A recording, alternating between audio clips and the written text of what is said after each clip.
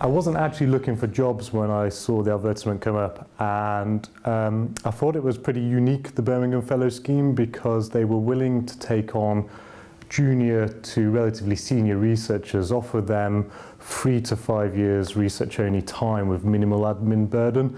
And for somebody at my level, this was very attractive, because quite often when you're a young researcher, you don't really have all the ability to cope with a massive workload. You really need to focus on setting your research foundations. So this was something that really appealed to me.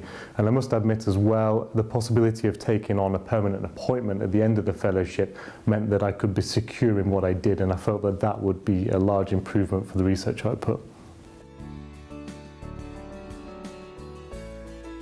So basically, I would love to say I get out of bed at 6:30 and I begin to look at emails, but that isn't true. I get out of bed around about 8 o'clock because I live close to uni.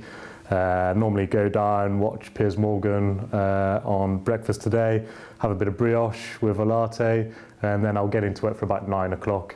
I'll answer emails for about an hour and a half that have come in overnight. Then I'll sit down with the team, discuss what's going to go on in terms of experiments for the day and try and plan those out as best as possible. And then generally I'll take lunch with colleagues for half an hour or so. And then the afternoon is normally analysing data, writing papers, or Skyping with collaborators, generally in Europe or the US. Normally try and get everything wrapped up around about 7 o'clock. So I'm home about 7:15, and then I can have dinner with the housemates and maybe pop out to the pub or watch some sport or something like that. Probably a couple of weeks ago actually, when the Vice-Chancellor had a garden party, so all the Birmingham Fellows and other fellows were invited to that. So first of all, it was good to see sort of possibly the house that I will be able to have if I ever become Vice-Chancellor of a university.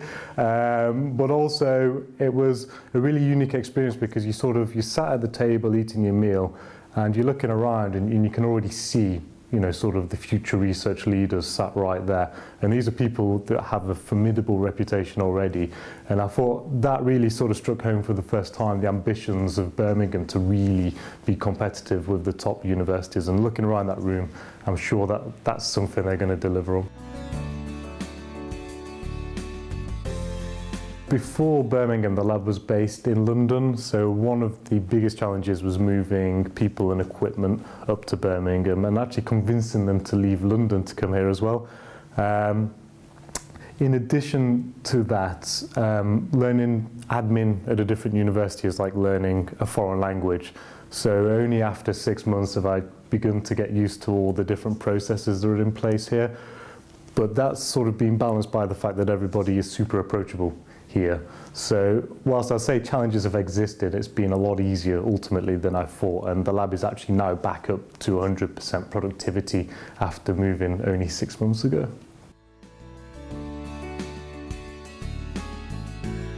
I'd really like to build up the research group so type 2 diabetes becomes synonymous with the University of Birmingham. So I want it to be a real recognised research profile here, and hopefully we can achieve that within the next 5 to 10 years.